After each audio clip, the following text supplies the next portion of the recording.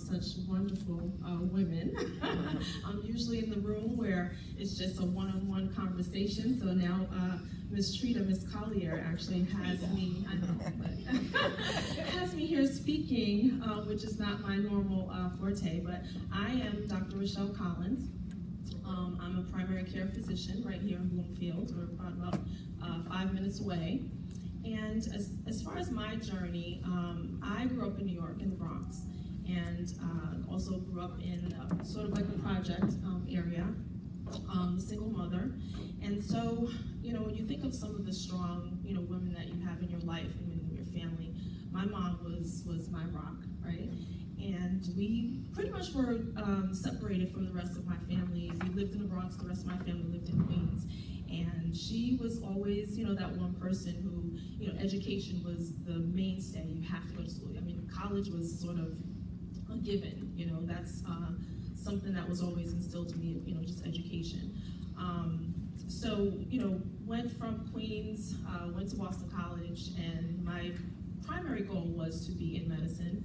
I started pre-med, but I was also on a track scholarship, so that sort of didn't jive so well. So I held off on pre-med. I, you know, completed my career in track and field and at Boston College, and went just back to my love. My love was medicine. My love was care for self. My love was, you know, talking to women, talking to people about their health and their wellness. I, you know, decided to go back and to med school and, you know, realize my passion.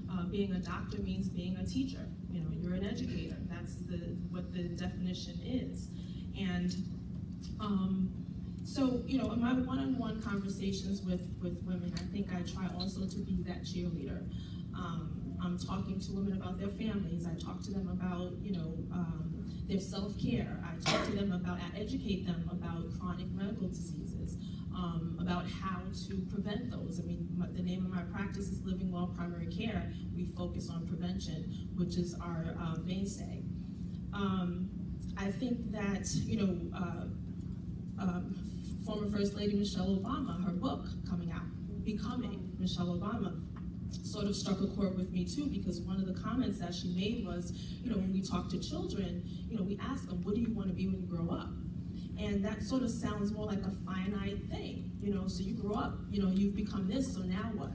And I think that piece of it for me is becoming. Dr. Collins is, you know, my goal is to continue to teach and continue to educate my women. I think I have about, my practice may be about 65-70% women who come to me for their primary care. And like I said, my goal is to teach them. I want to learn more so that I can teach and I can educate more. And my goal is to transition also into functional medicine, you know, learning as much as I can, nutrition. You know, you talk about what are some of the things that I see in the office, and the same things that everyone here on the panel is saying. Stress. Stress is a major, major factor in chronic medical problems, and not taking care of yourself. And I focus on teaching ways to breathe, teaching ways, you know, there are certain meditation techniques, and one is not good for everyone. So what I do also in my practice is I pay attention and I listen. I listen to my women, and sometimes it's not just the things that they say, it's their mannerisms, it's the things that they don't say. That I really try to pay attention to. And sometimes you have, you know, a lot of physicians who don't listen. And I mean, sometimes it can be a little, you know, but, you know, I also make sure that if you have a list of 10 things that you're coming in to talk to me about, I don't poo-poo any of it. You know, I try to make sure that, you know, hey, what are some of the most important things that you want to deal with today? And let's schedule a follow-up, because I want to make sure that I address every one of your issues. I want you to be heard. So I think that's one of the things, is advocating for yourself as well with your primary care physician, you know, making sure that you are being heard, making sure that they're listening to you. Write certain things down if you think that you might forget. So, I mean, I think that's pretty much why I'm here.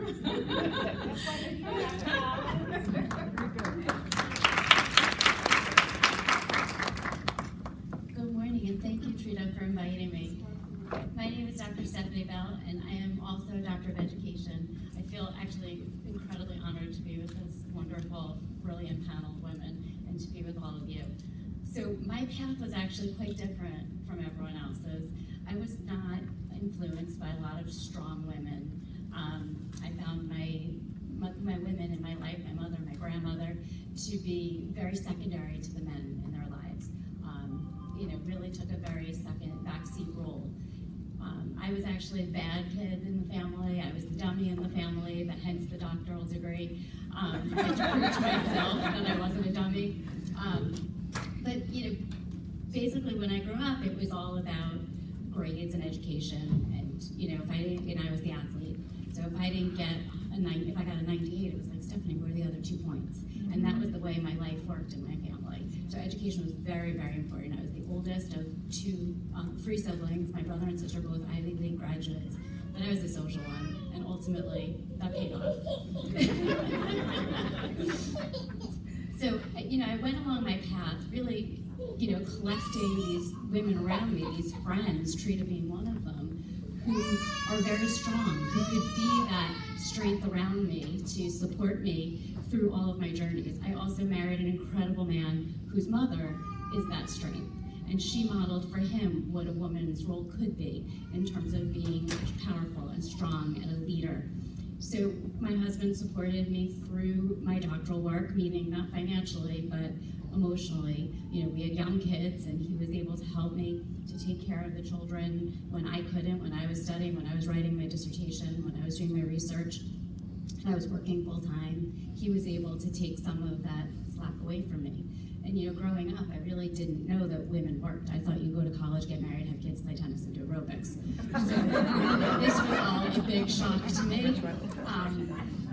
And then, people who knew me then and now know me as an educator and as a really a leader in my field are just shocked by the person I was and the person I am now. It's an area of passion for me. I started as a kindergarten teacher. Now I'm an administrator. I've started schools for students with dyslexia in my career. I teach graduate school, and I feel like part of my job is to help others. Not only help children, but help other adults. And that kind of leads me into the wellness and the self-care piece of this. You may have read in my bio that I'm a black belt in Shotokan Karate. I'm also a marathon runner. And those things keep me sane. I meet my girls at 5 a.m. in the morning. I have other crazy friends who will do it with me. And we run every morning. I still do kickboxing. I do that at night. It's my date with my husband. Those activities really help me keep balanced. It gives me time with my husband, which is really important. My husband's actually asked me not to do any more full marathons, to only focus on the half marathon. It takes me out too much, which I have to respect. He's an incredibly wonderful, supportive partner for me. But finding that balance in living your dreams, finding your passion, taking care of yourself. When I run with my girls in the morning, it's like a therapy session. Girls, we need to do 10 miles. I have a lot to tell you. So, it's really about finding those things that nourish your soul and nurture you. In my job, I try to do that not only with the children, but with the adults there. I've started health and wellness book clubs for my teachers that I work with, because they need to be encouraged to take care of themselves too. Everyone told me no one will ever come to your book club. I said, I'm going to make it at 7:30 on Monday mornings before work. Nobody will ever come. I had 25 women there every week at 7:30 on Monday mornings. Women need each other to help them rise, to help them follow their dreams, to achieve their goals. They need that support. They need that strong, network of women around them to encourage them. Be that for everyone around you. Be that for the women in your lives. Honor yourself and help honor their dreams.